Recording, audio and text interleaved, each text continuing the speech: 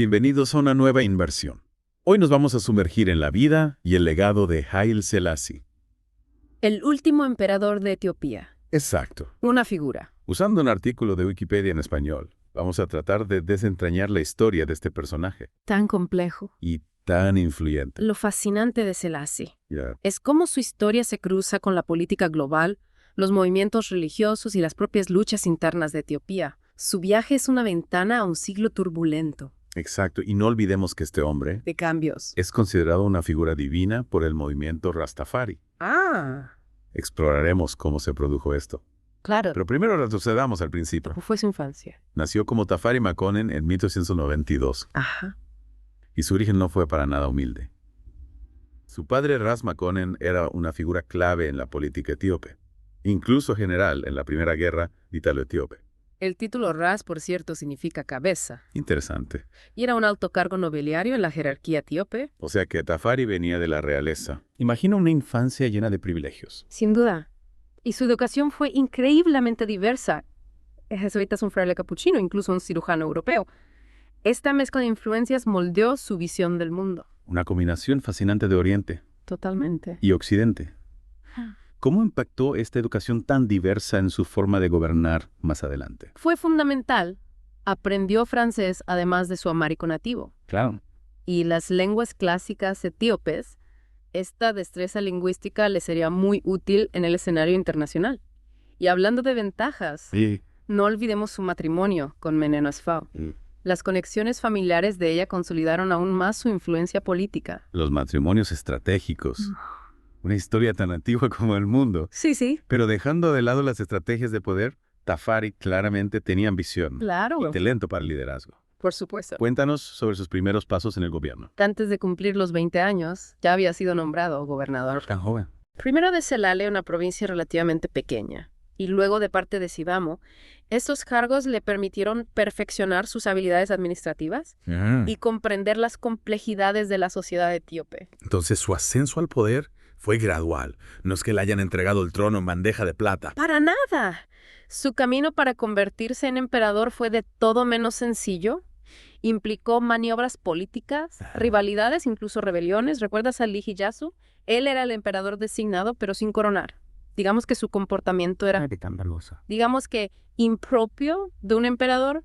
Se alejó de la corte, coqueteó con el Islam y finalmente fue depuesto. Aquí es donde Tafari entra en escena. Ajá. No como emperador todavía, sino como regente de la emperatriz Seuditu, que era la tía de Lee Hiyasu. Ajá, el poder detrás del trono. Exactamente. Oh. Mientras Seuditu ostentaba el título, ¿Sí? Tafari era quien realmente gobernaba. Ya. Durante este periodo continuó con los esfuerzos de modernización iniciados por el emperador Menelik Tatato. También logró la entrada de Etiopía en la Sociedad de Naciones en 1923. Increíble, pero me imagino que eso no estuvo exento de desafíos. No. Compartir el poder puede ser complicado. Tienes razón.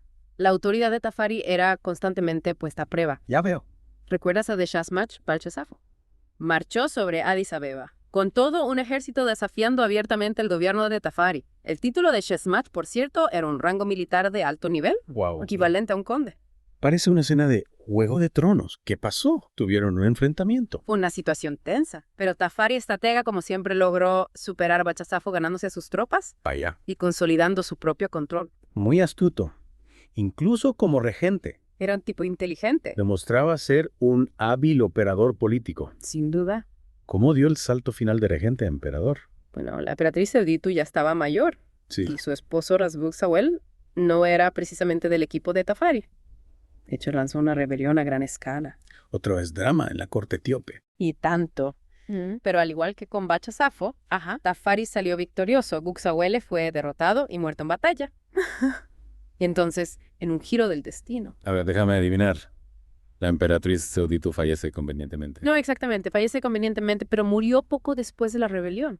La causa oficial fue una enfermedad, ¿Ya? aunque el momento fue, digamos, sospechoso. Sea cual sea la causa, su muerte llanó el camino para que Tafari finalmente reclamara el trono. Una forma de eliminar a la competencia. ¿Sí? Sin duda, estoy viendo un patrón aquí. Digamos que Tafari, pronto emperador Haile Selassie, tenía la habilidad de estar en el lugar correcto en el momento adecuado. Y por lugar correcto me refiero al trono. Así que en 1930 Tafari se convierte en el emperador Haile Selassie. Exactamente. Pero su reinado no fue un camino de rosas, ¿verdad? Las cosas se pusieron un poco explosivas. Más que un poco. A continuación nos adentraremos en uno de los capítulos más dramáticos de su vida, la invasión italiana. Efectivamente, las cosas estaban a punto de complicarse. Bastante para Haile Selassie. En el horizonte se avecinaba una tormenta. A ver. Benito Mussolini y sus ambiciones fascistas. Así, Mussolini estaba obsesionado con la idea de construir un nuevo imperio romano. Exacto. Y Etiopía, bueno, estaba justo en su punto de mira. Exacto. Mussolini veía la conquista de Etiopía como una forma de vengar la anterior derrota de Italia en la Primera Guerra Ítalo-Etíope, Ajá. la que incluyó la famosa Batalla de Adua. Además, Etiopía conectaría las colonias italianas de Eritrea y Somalia italiana. Entonces, básicamente, Etiopía era un botín muy apetecible para el juego imperial de Mussolini. Sí. Pero un momento, no era Etiopía miembro de la Sociedad de Naciones. Correcto. Se supone que eso debía prevenir este tipo de agresiones. En teoría sí, pero la Sociedad de Naciones, bueno, digamos que no era precisamente la fuerza de paz más eficaz. Ya. Impusieron algunas sanciones a Italia, pero fueron demasiado pocas y demasiado tarde. Parece que la sociedad era puro bla bla bla, sin acción real. Sí. ¿Acaso Haile Selassie se rindió sin más y dejó que Mussolini se apoderara de Etiopía? Para nada. De hecho, su orden de movilización de 1935 es un testimonio de su liderazgo y su determinación para resistir. En ella llama a su pueblo a luchar por su patria, incluso si eso significa dar sus vidas.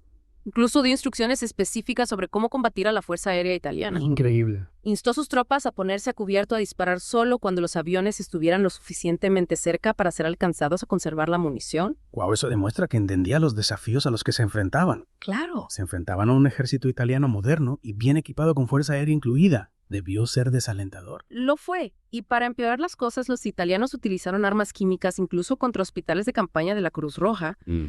Una clara violación de los convenios de Ginebra. Es horrible.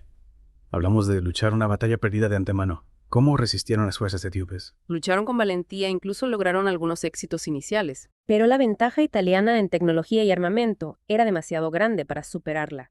Tuvieron lugar la primera batalla de Tembianan Baradam, la segunda batalla de Tembien Shire, cada una de ellas un revés para los etíopes. Suena como un ataque implacable. Se limitó Haile Selassie a observar desde la barrera cómo se derrumbaba su país. No en absoluto. Dirigió personalmente a sus tropas en la batalla, incluso participó en la batalla de Meichu. Pero el ejército etíope fue finalmente derrotado y obligado a retirarse. Ante la inevitable caída de Addis Abeba, hubo que tomar una decisión difícil. Era el momento de minimizar las pérdidas y escapar. En esencia, sí. Pero no se trataba de una simple retirada estratégica, era una cuestión de supervivencia, de preservar el linaje imperial.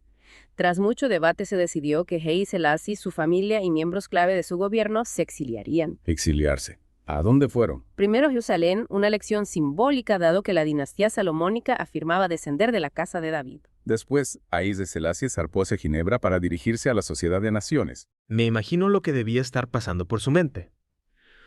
Ver tu país invadido a tu pueblo, sufriendo.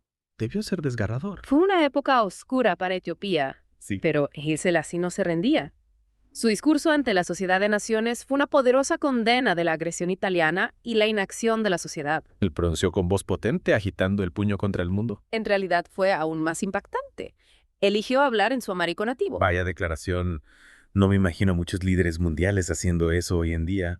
¿Cuál fue la reacción? Fue un momento poderoso. Habló de su pueblo siendo sacrificado a pesar de su confianza en la sociedad. Claro. Señaló la hipocresía de las naciones europeas que decían apoyar a Etiopía, pero no hacían nada para detener la invasión italiana. Básicamente les echó en cara su inacción. Así es. Y le recordó que el mismo destino podía esperar a otras naciones más pequeñas si la seguridad colectiva fallaba. Sus palabras resonaron entre los antifascistas de todo el mundo. ¿Ya? La revista Time incluso lo nombró Hombre del Año. Se convirtió en un símbolo global de resistencia contra el fascismo. Pero su discurso cambió algo, realmente. La sociedad dio un paso al frente y ayudó a Etiopía. Lamentablemente no. La sociedad impuso algunas sanciones adicionales, pero fueron en gran medida ineficaces. Italia ocupó Etiopía durante 5 largos años. En cuanto a Haile Selassie se instaló en Bath, Inglaterra, donde comenzó a escribir su autobiografía. Un periodo de reflexión quizás. Apuesto a que tenía mucho que procesar después de unos años tan tumultuosos. Sin duda, también trabajó incansablemente para contrarrestar la propaganda italiana, Claro. para dar a conocer la difícil situación de su pueblo y para seguir abogando por la liberación de Etiopía. Pero sus esfuerzos parecían caer en saco roto. Parecía que el exilio del emperador iba para largo. Había alguna esperanza de regresar a Etiopía. Había un rayo de esperanza en el horizonte. Se estaba gestando una guerra mundial. Y pronto Italia se encontraría en el bando equivocado aliada con la Alemania nazi. Esto, como puedes imaginar, cambió el panorama global de forma drástica. Entonces la Segunda Guerra Mundial se convirtió en un punto de inflexión. Exactamente. Cuéntanos cómo afectó esto a Haile Selassie y a sus esperanzas de regresar a casa. Bueno, mientras la guerra se intensificaba, los británicos vieron una oportunidad. Necesitaban asegurar el África Oriental y debilitar a las potencias del eje. ¿Y quién mejor para ayudarles que el emperador exiliado de Etiopía? Fue una alianza estratégica. Exactamente. Los británicos proporcionaron apoyo militar, pero necesitaban la legitimidad de Haile Selassie y su conexión con el pueblo etíope. Juntos lanzaron una campaña para liberar Etiopía. Me imagino las ganas que debía tener Haile Selassie de volver a su tierra natal. Participó personalmente en la liberación. Por supuesto. En 1941 cruzó la frontera de Sudán hacia Etiopía, animando a su pueblo a unirse a la lucha. Fue un momento de triunfo, de esperanza reavivada. La bandera del León de Judá se hizo una vez más un símbolo de desafío contra la opresión. Qué imagen tan poderosa. Debió ser un momento increíblemente emotivo para él y para el pueblo etíope. Lo fue.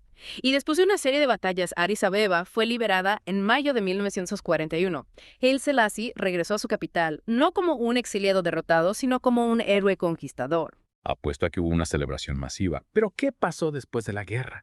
¿Cómo abordó Haile Selassie la reconstrucción de su nación? Exacto, la liberación de Etiopía fue un momento de euforia, de alegría. Claro. Pero la tarea de reconstruir un país devastado por la guerra era monumental. Claro. Haile Selassie tenía una visión ambiciosa para una Etiopía moderna y unificada. Y me imagino que no sería un camino fácil. ¿Cuáles fueron sus primeras medidas? Uno de sus primeros actos fue abolir formalmente la esclavitud, una práctica que había plagado al país durante siglos. Increíble. También impulsó importantes reformas educativas y judiciales y estableció un nuevo código legal. Esas son medidas realmente progresistas.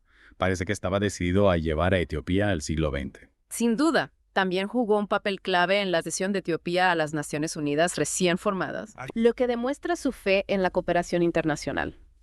Además, aseguró la región de Ogaden, un territorio disputado con Somalia, y supervisó la Federación de Eritrea con Etiopía. Espera, Eritrea. ¿No es ese el país que finalmente se separó de Etiopía tras una larga y sangrienta guerra? Así es aquí, pero en aquel momento la federación se veía como una forma de unir estos dos territorios vecinos. Por supuesto, como sabemos, las cosas no funcionaron así a largo plazo, pero en el periodo inmediatamente posterior a la guerra, Haile Selassie se centró en la estabilidad, la modernización y en consolidar el lugar de Etiopía en el escenario mundial. Suena como si estuviera intentando guiar a Etiopía hacia una nueva era. Pero me da la sensación de que no todo fue color de rosa. No. Debió haber desafíos, ¿verdad? Los hubo, y muchos. Sus esfuerzos por modernizar y centralizar el poder encontraron resistencia por parte de las fuerzas conservadoras, especialmente la nobleza. Y la iglesia no estaban muy dispuestos a renunciar a sus privilegios tradicionales. La vieja guardia aferrándose al poder. Es un tema recurrente a lo largo de la historia. ¿Logró Haile Selassie superar estos obstáculos? Hizo progresos, pero era un constante acto de equilibrio. Claro. Tenía que apaciguar a los tradicionalistas al tiempo que impulsaba reformas. Era un baile delicado y, como veremos, no siempre tendría éxito. Ya veo. Y mientras tanto el mundo seguía cambiando a un ritmo acelerado. ¿Cómo afectaron esos cambios globales a Etiopía? Bueno, a pesar de los esfuerzos de Haile Selassie, Etiopía seguía luchando contra la pobreza, la desigualdad y un sistema feudal de propiedad de la tierra. Y esas tensiones que habían estado latentes durante mucho tiempo comenzaron a aflorar con fuerza en la década de 1960. ¿Te refieres a las protestas estudiantiles que mencionamos antes? Exactamente. Esas protestas no se desvanecieron, sino que se intensificaron. Muchos estudiantes se habían educado en el extranjero expuestos a nuevas ideas, especialmente a la ideología marxista. Veían las reformas de Haile Selassie como demasiado lentas, demasiado incrementales, y exigían un cambio más radical. Tiene sentido. Las expectativas estaban cambiando, y la brecha entre las aspiraciones de la generación más joven y la realidad de Etiopía se hacía cada vez más grande. Exacto. Y para empeorar las cosas, a principios de la década de 1970, una devastadora hambruna azotó la provincia de Goyo. ¡Qué tragedia! Las hambrunas siempre son terribles, pero me imagino que esta golpeó con especial dureza después de todo el progreso que había logrado Etiopía desde la guerra. Así es. Decenas de miles, quizás incluso cientos de miles perecieron. Y aunque se debate hasta qué punto Haile Selassie era consciente de la magnitud de la hambruna, La percepción pública era que estaba desconectado, más preocupado por los asuntos internacionales que por el sufrimiento de su propio pueblo. Un duro golpe a su imagen, especialmente después de toda la buena voluntad que había acumulado a lo largo de los años. Intentó hacer algo para paliar la hambruna. Finalmente organizó esfuerzos de ayuda, Sí. pero para muchos fue demasiado poco y demasiado tarde. Claro. La hambruna combinada con la creciente inflación y las dificultades económicas creó una tormenta perfecta de descontento. Un polvorín a punto de estallar. Y supongo que estalló. Sí, de forma dramática. En 1974 estalló un motín militar alimentado por la ira por los bajos salarios Claro. y las malas condiciones. Esto se convirtió rápidamente en protestas generalizadas, huelgas Ajá. y demandas de reforma política. Fue una revolución en toda regla. Todas esas tensiones acumuladas durante años finalmente salieron a la superficie. ¿Qué pasó con Haile Selassie? Intentó aferrarse al poder. Hizo algunas concesiones, nombró un nuevo primer ministro, intentó apaciguar a los manifestantes, Sí. pero la marea ya había cambiado. El ejército, ahora organizado como el DERG, Ah, un comité de oficiales y soldados de bajo rango tomó el control. entonces el viejo león fue finalmente destronado. Sí, de una manera bastante poco ceremoniosa. Haile Selassie fue depuesto en septiembre de 1974. Poniendo fin a su reinado de 44 años, fue puesto bajo arresto domiciliario. Ya veo. Y la mayor parte de su familia fue encarcelada. Un final triste para un hombre que en su día fue símbolo de la independencia y la resistencia africana. Lo es. Y por desgracia la historia no termina ahí. En agosto de 1975, Haile Selassie murió mientras seguía bajo arresto domiciliario. La causa oficial fue complicaciones derivadas de una operación de próstata. Pero muchos creen que fue asesinado por el DERG. Un final trágico y misterioso para una vida larga y compleja. Pero incluso en la muerte, la historia de Haile Selassie no terminó. Se convirtió en un icono, una figura espiritual para un movimiento completamente diferente al rastafarismo. Así es. ¿Recuerdas la profecía que mencionamos al principio? Sí. La de Marcus Garvey sobre un rey negro que sería coronado en África, señalando la liberación de los negros en todo el mundo. Bueno, para muchos rastafaris, la coronación de Haile Selassie en 1930 fue el cumplimiento de esa profecía. Entonces lo veían como una especie de mesías, Ajá. una figura divina. Exactamente. A pesar de que el propio Haile Selassie negó tales afirmaciones, el movimiento rastafari lo abrazó como un símbolo de orgullo negro, despertar espiritual y resistencia contra la opresión. Es fascinante cómo el legado de una persona puede evolucionar y adquirir nuevos significados, incluso después de su muerte. De emperador a exiliado e icono espiritual, el viaje de Haile Selassie está lleno de giros y vueltas, triunfos y tragedias. Sin duda. Y plantea una pregunta importante. ¿Cómo juzgamos en última instancia su legado? ¿Fue un modernizador, un tradicionalista, una víctima de las circunstancias o algo completamente diferente? Esa es una pregunta que cada uno de nosotros debe reflexionar. Hemos explorado su vida, sus logros, sus fracasos, pero en última instancia, cómo entendemos a Haile Selassie Vale es una cuestión de interpretación individual. Ciertamente. ¿Qué te llama la atención de su historia? A mí su resiliencia ante la adversidad. Desde el exilio hasta la liberación, nunca renunció a su pueblo ni a su visión de Etiopía. Una valiosa lección. Y nos recuerda que incluso ante desafíos aparentemente insuperables, la esperanza y la determinación pueden prevalecer. Y hasta aquí nuestra inmersión en la vida y el legado de Haile Selassie, un hombre que desempeñó muchos papeles, se enfrentó a muchas pruebas y dejó una huella imborrable en la historia. Les animamos a seguir explorando su historia, a profundizar en las complejidades de la historia de Etiopía y a considerar cómo su vida y su legado resuenan en el mundo en que vivimos hoy.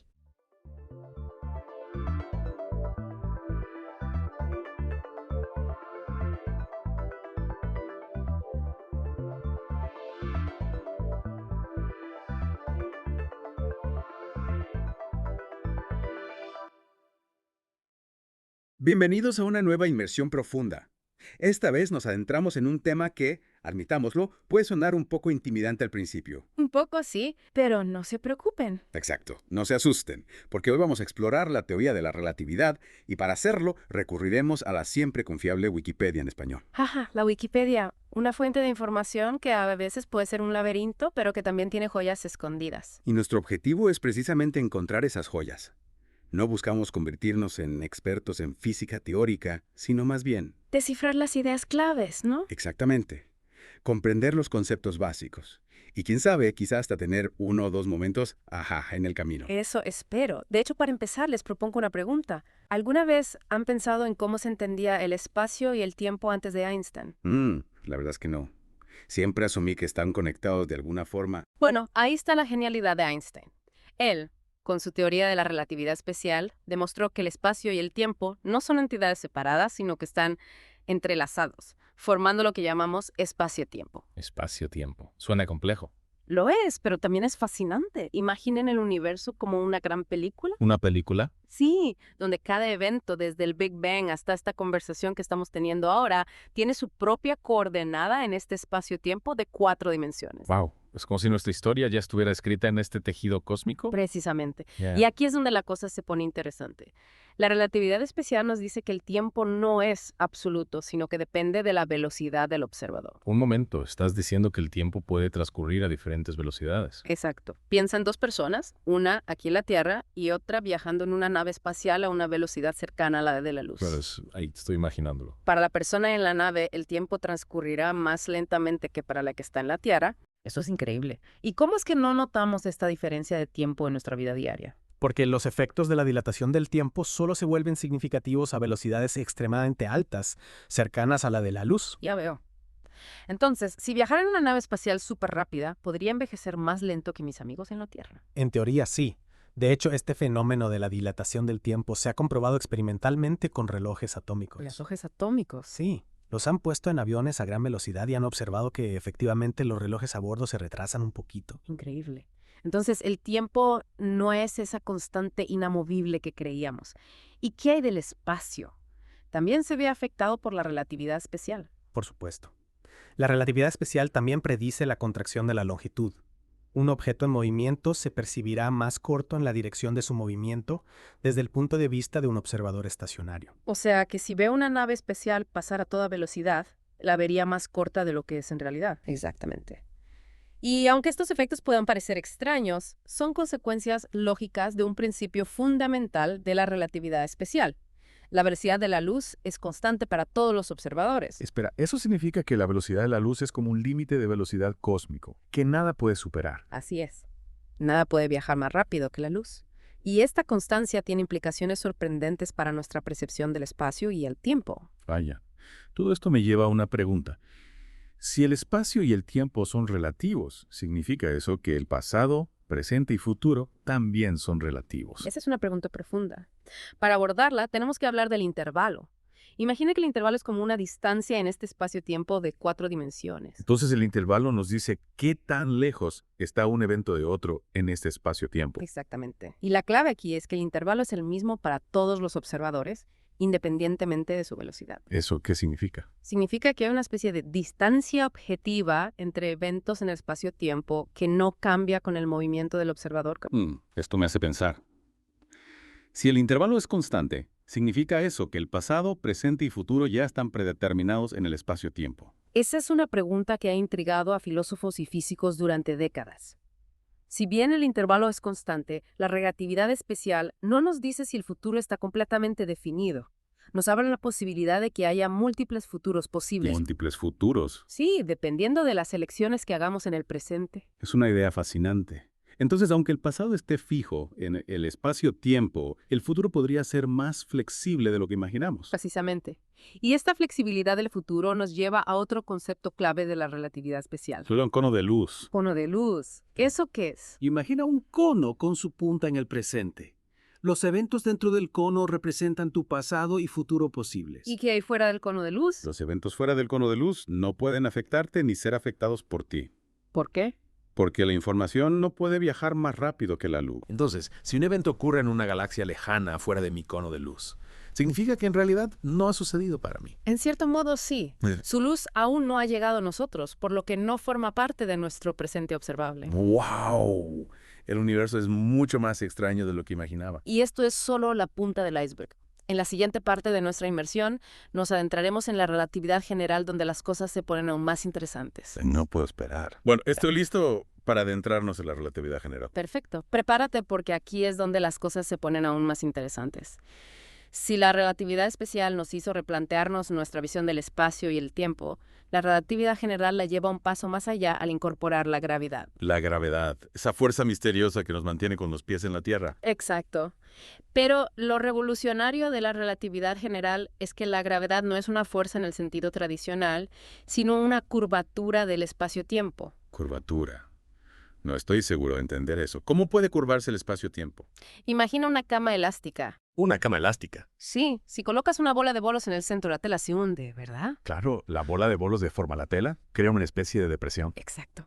Ahora imagina que te haces rodar una canica cerca de la bola de bolos. ¿Qué crees que pasará? Pues supongo que la canica se desviará hacia la bola de bolos, como si la trajera. Correcto. La canica se mueve en línea recta, pero la tela deformada la obliga a seguir una trayectoria curva. En la relatividad general, la masa de los objetos, como la bola de bolos, deforma el espacio-tiempo a su alrededor, y esa curvatura es lo que percibimos como gravedad. O sea que no es que la Tierra me esté atrayendo con una fuerza invisible, sino que estoy siguiendo la curvatura del espacio-tiempo creada por su masa. Es una forma completamente diferente de entender la gravedad. Exactamente. Los objetos no se atraen entre sí, sino que se mueven a lo largo de las curvas del espacio-tiempo creadas por la presencia de masa y energía. Es una idea alucinante. ¿Y tenemos alguna prueba de que el espacio-tiempo realmente se curva? Claro que sí. Una de las primeras pruebas de la relatividad general fue la observación de la curvatura de la luz de las estrellas al pasar cerca del Sol durante un eclipse solar en 1919. Espera, la luz se curva. Pensaba que la luz siempre viajaba en línea recta. Sí, la luz viaja en línea recta, pero a través de un espacio-tiempo curvado. Imagina un rayo de luz que viaja desde una estrella distante y pasa cerca del Sol en su camino hacia la Tierra. La masa del Sol deforma el espacio-tiempo a su alrededor, curvando la trayectoria de la luz. Desde nuestra perspectiva en la Tierra, la posición aparente de la estrella cambia ligeramente. Entonces, al observar la posición de las estrellas durante un eclipse solar, pudimos confirmar que el espacio-tiempo se curva tal como predijo Einstein. Exacto. Y desde entonces se han realizado numerosas pruebas que han confirmado la relatividad general con una precisión asombrosa. Todo esto me hace pensar, si la masa deforma el espacio-tiempo, ¿qué pasa con los objetos supermasivos, como los agujeros negros? Ah, los agujeros negros. Ahí es donde la relatividad general nos lleva a territorios realmente fascinantes. La Wikipedia en español los describe como regiones del espacio-tiempo donde la gravedad es tan intensa que nada, ni siquiera la luz, puede escapar. Agujeros negros siempre me han fascinado. ¿Cómo se forman estos monstruos cósmicos? Imagina una estrella gigante que ha agotado su combustible nuclear. Vale. Sin la presión interna que la sostenía, la estrella colapsa bajo su propia gravedad. Y si la masa de la estrella es lo suficientemente grande, el colapso continúa hasta que la densidad se vuelve infinita, creando un punto llamado singularidad. Singularidad. Eso suena aterrador. Lo es. En la singularidad, las leyes de la física, tal como las conocemos, se rompen. Y alrededor de la singularidad se forma una región llamada horizonte de sucesos, que marca el punto de no retorno. Punto de no retorno. ¿Qué significa eso? Que cualquier cosa que cruce el horizonte de sucesos, ya sea materia o luz, es atrapada por la inmensa gravedad del agujero negro y no puede escapar. O sea que si una nave espacial se acercara demasiado a un agujero negro, sería absorbida para siempre. Sí, esa es la idea. Y no solo sería absorbida, sino que también experimentaría un proceso llamado espaguetización. Espaguetización. Sí, debido a las fuerzas de marea extremas. Imagina que caes en un agujero negro con los pies por delante. Ajá. La gravedad sería mucho más fuerte en tus pies que en tu cabeza, estirándote como un espagueti. Uf. Mejor mantener una distancia prudencial de los agujeros negros. Definitivamente. Pero a pesar de su naturaleza destructiva, los agujeros negros son objetos fascinantes que nos ayudan a comprender los límites de la física y la naturaleza del espacio-tiempo. Todo esto me ha dejado pensando en la vastedad del universo. Si la masa deforma el espacio-tiempo, ¿qué podemos decir del universo en su conjunto? También se curva. Esa es una excelente pregunta que nos lleva a la cosmología, el estudio del origen y la evolución del universo.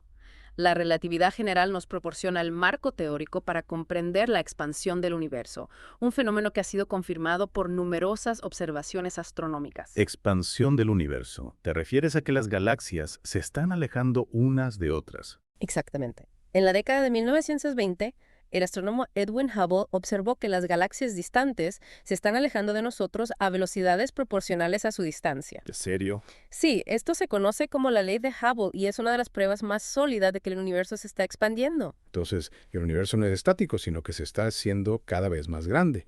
¿Y cómo encaja la relatividad general en este panorama cósmico? La relatividad general nos dice que la expansión del universo no se debe a que las galaxias se estén moviendo a través del espacio, sino a que el espacio-tiempo mismo se está expandiendo. El espacio-tiempo se expande. Sí, es como si el universo fuera un globo que se infla, y las galaxias son puntos dibujados en su superficie. Entonces, las galaxias no se están moviendo realmente, sino que la distancia entre ellas aumenta a medida que el espacio-tiempo se expande. Exacto. Y la relatividad general nos permite modelar y estudiar esta expansión con gran precisión, permitiéndonos comprender la historia y el destino del universo. Es increíble cómo la relatividad general, una teoría que describe la gravedad a nivel local, también nos permite comprender la evolución del universo a gran escala. Es una muestra del poder y la elegancia de la teoría de Einstein.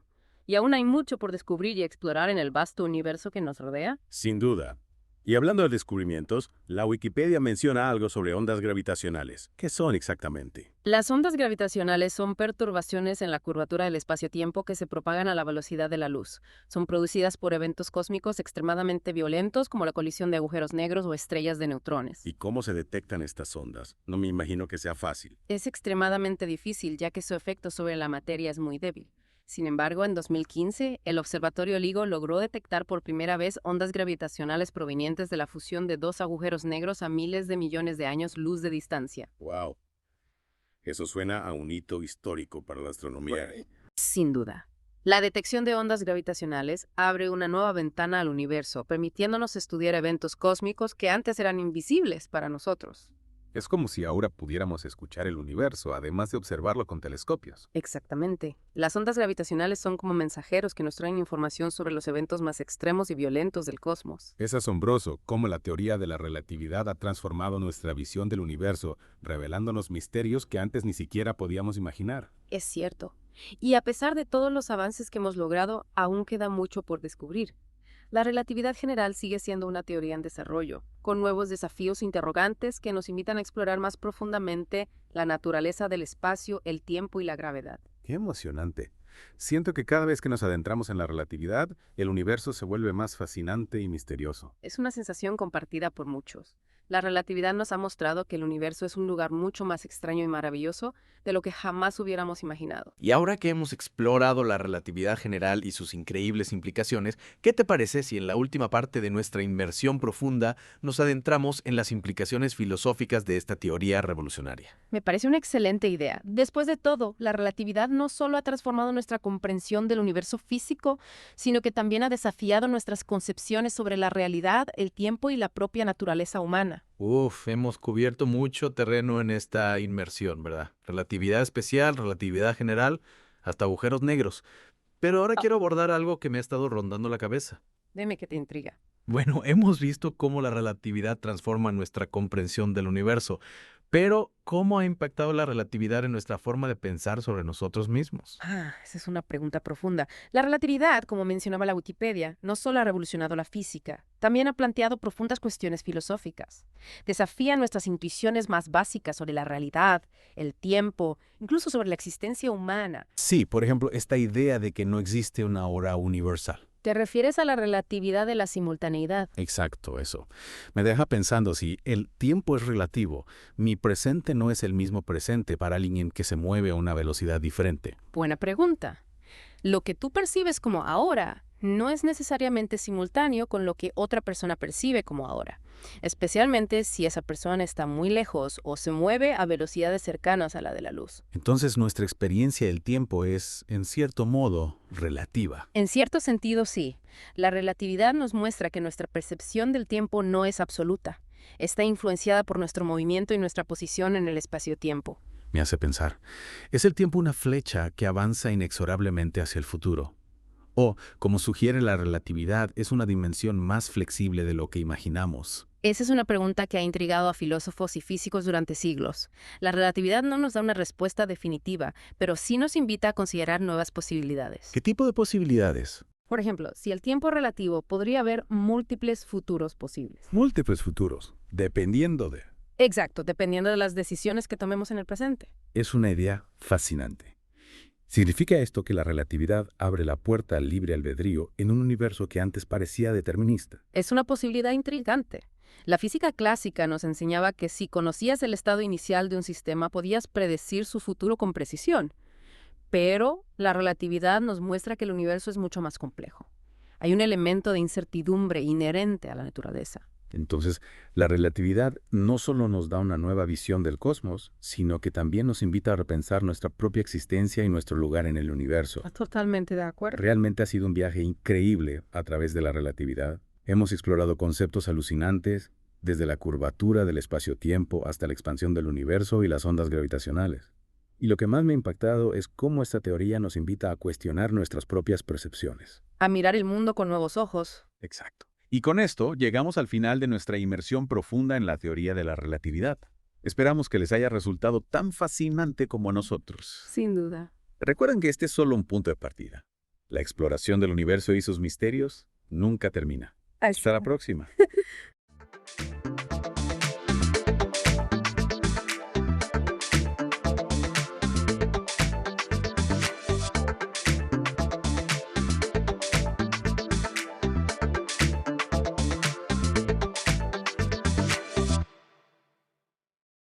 Bienvenidos a The Deep Dive. Hoy nos vamos a sumergir en un tema que seguro te deja pensando.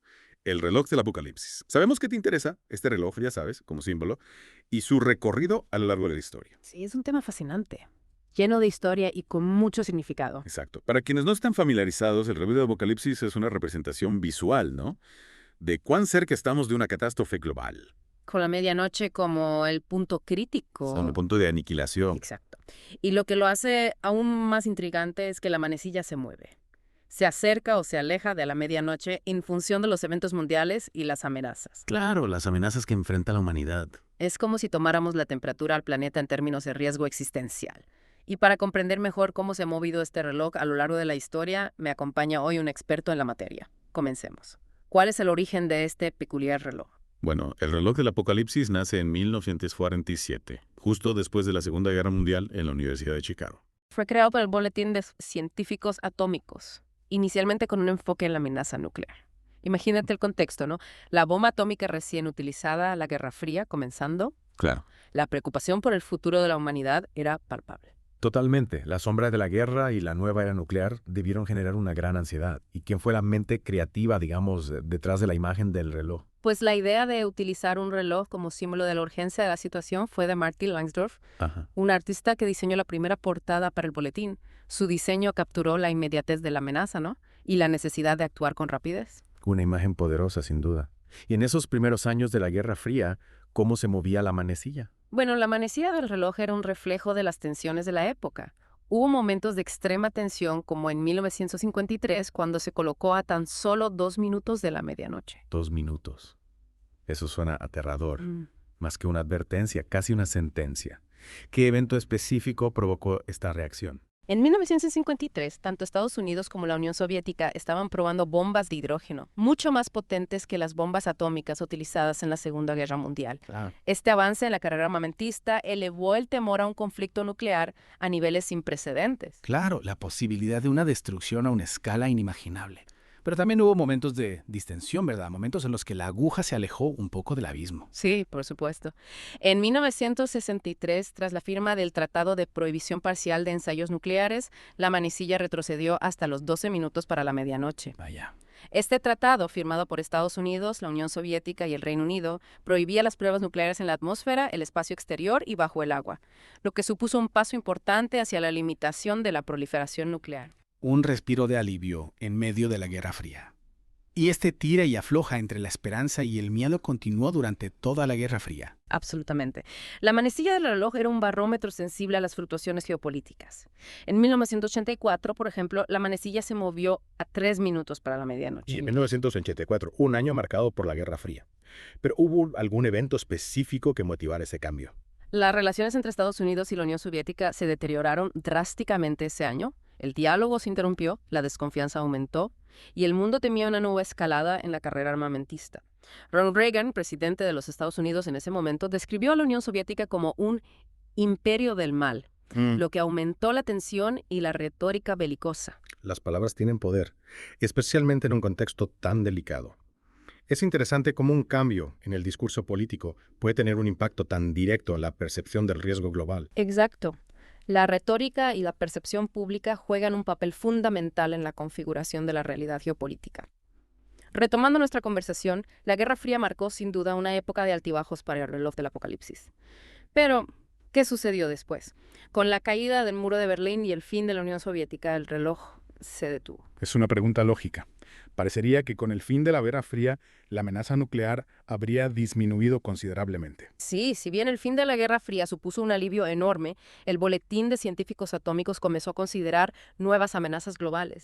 El panorama mundial, aunque sin esa amenaza inminente de una guerra nuclear entre superpotencias, seguía siendo complejo y lleno de peligros potenciales. Claro, te refieres a amenazas como el terrorismo internacional o el cambio climático, ¿no? Exactamente. El terrorismo, la proliferación de armas de destrucción masiva, el cambio climático, las nuevas tecnologías con potencial destructivo. Todas estas amenazas comenzaron a ser consideradas a la hora de mover la manecilla del reloj. O sea que el reloj del apocalipsis evolucionó, digamos. Dejó de ser solo un indicador del riesgo nuclear y se convirtió en algo mucho más amplio. Una especie de barómetro de la salud del planeta y de la capacidad de la humanidad para gestionar su propio futuro. Así es. De hecho, en 2007 el reloj se movió a 5 minutos para la medianoche. Y uno de los factores principales fue el cambio climático. Claro, el cambio climático ya era una preocupación real en 2007. Sí, lo sigue siendo, por supuesto. El cambio climático, junto con la falta de progreso en el desarme nuclear, impulsó ese movimiento del reloj. El informe del Boletín de Científicos Atómicos de 2007 advertía sobre el aumento de las emisiones de gases de efecto invernadero y la falta de voluntad política para abordar el problema de manera efectiva. Es preocupante ver cómo, hace casi 2 décadas, ya se advertía sobre la urgencia de actuar frente al cambio climático. Y sin embargo, seguimos enfrentando las consecuencias de la inacción. Claro, la inacción y la falta de cooperación internacional son dos de los principales obstáculos para abordar el cambio climático y otras amenazas globales. Y hablando de la actualidad, ¿cómo ha evolucionado el reloj en los últimos años? ¿Se ha mantenido estable o ha habido movimientos importantes? Diría que los últimos años han sido bastante turbulentos para el reloj del apocalipsis. Hemos visto movimientos drásticos, algunos de ellos realmente preocupantes. Por ejemplo, en 2017 el reloj se movió a 2 minutos y medio para la medianoche. Esto nos coloca en un punto realmente cercano a la catástrofe. ¿Cuáles fueron las razones de este cambio tan drástico? El auge del nacionalismo a nivel global, la elección de Donald Trump como presidente de los Estados Unidos y una retórica bastante preocupante en torno a las armas nucleares fueron algunos de los factores que influyeron en la decisión del Boletín de Científicos Atómicos. Fue una época de gran incertidumbre política y de tensiones internacionales. La retórica incendiaria y la falta de diálogo constructivo, sin duda, contribuyeron a aumentar la percepción de riesgo. Y después de 2017, la cosa mejoró o empeoró. Lamentablemente empeoró. En 2018 el reloj se movió a 2 minutos para la medianoche, igualando el nivel de 1953 en plena Guerra Fría. De nuevo a 2 minutos. Parece que la historia se repite. O al menos rima, como decía Mark Twain, que fue lo que desencadenó ese cambio. Principalmente, la escalada de las amenazas nucleares por parte de Corea del Norte y el colapso de varios acuerdos internacionales de control de armas. El mundo parecía estar volviendo a la lógica de la Guerra Fría, con un lenguaje belicista y una falta de diálogo preocupante. Un paso atrás en la historia. ¿Y en 2020?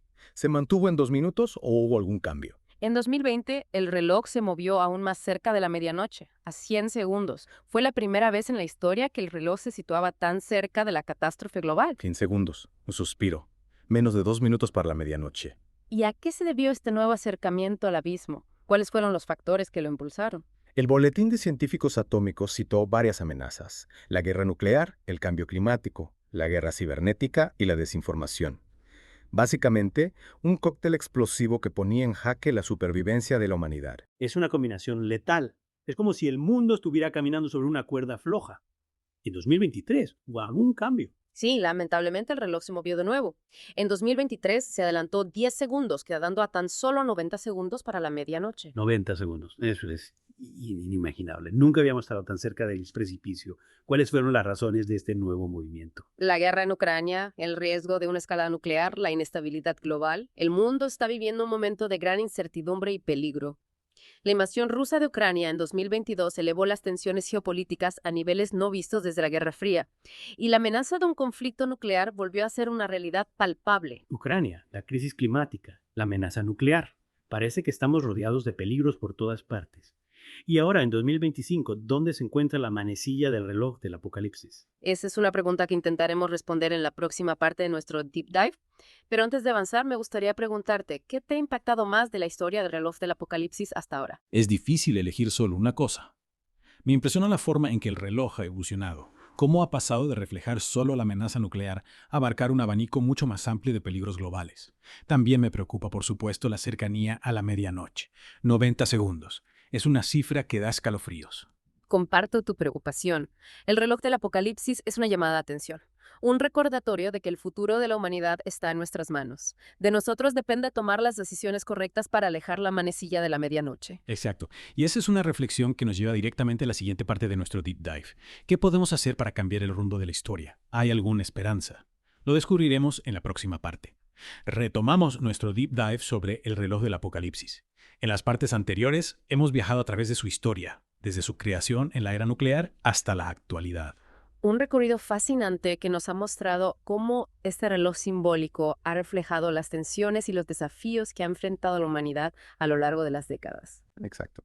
Y ahora, en 2025, nos encontramos con la manecilla del reloj a tan solo 90 segundos de la medianoche.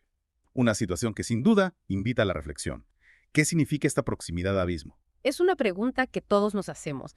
¿Es una sentencia inevitable o una llamada a la acción? ¿Estamos condenados a la catástrofe o podemos cambiar el rumbo de la historia? Yo creo que esa es la gran pregunta, ¿no? ¿Es el reloj del apocalipsis una especie de profecía autocumplida o por el contrario una oportunidad para cambiar el rumbo? El reloj del apocalipsis, más que una predicción, es una advertencia. No es una bola de cristal que nos muestra el futuro, sino una herramienta de concienciación. Un recordatorio constante de nuestra fragilidad y de la necesidad de actuar con responsabilidad. Entonces, no es un mensaje fatalista, sino una llamada a la acción. Exacto. La posición actual del reloj nos dice que estamos en un punto crítico, que las decisiones que tomemos hoy tendrán un impacto decisivo en el futuro de la humanidad. Y en ese sentido, ¿qué podemos hacer? ¿Cómo podemos, como individuos y como sociedad, contribuir a alejar la manecilla de la medianoche? Bueno, a nivel individual podemos empezar por informarnos, ¿no? Por comprender la complejidad de las amenazas que enfrentamos y por adoptar un estilo de vida más sostenible. Pequeños gestos que sumados pueden marcar la diferencia. Así es. También podemos involucrarnos en organizaciones, en movimientos sociales que trabajan por la paz, por el desarme nuclear, por la lucha contra el cambio climático. Claro, unirse a la acción colectiva. Exactamente. Y a nivel político, pues es fundamental exigir a nuestros líderes que prioricen la cooperación internacional, el diálogo, la búsqueda de soluciones pacíficas a los conflictos. En lugar de alimentar la polarización y la retórica belicista. Exactamente. Necesitamos líderes que estén a la altura de los desafíos que enfrentamos. Líderes capaces de tomar decisiones valientes, visionarias, para asegurar un futuro sostenible para todos. El reloj del apocalipsis nos recuerda que no hay tiempo que perder, que debemos actuar ahora. Sí, la historia nos ha demostrado que la humanidad es capaz de superar grandes desafíos, de encontrar soluciones innovadoras, de construir un futuro mejor. Pero para lograrlo necesitamos unidad, determinación y un compromiso inquebrantable con la paz, la justicia y la sostenibilidad. El reloj del apocalipsis no es una sentencia, sino un desafío que podemos y debemos superar. Y al hacerlo, no solo estaremos alejando la manecilla de la medianoche, sino construyendo un mundo más justo, más pacífico y más sostenible para todos. Un mensaje poderoso para concluir nuestra inmersión en el reloj del apocalipsis. Muchas gracias por acompañarnos en este viaje a través del tiempo y la conciencia. El placer ha sido mío. Y recuerda, el futuro está en nuestras manos. Actuemos con sabiduría y valentía para construir un futuro digno de las generaciones venideras. Hasta la próxima y gracias por acompañarnos en The Deep Dive.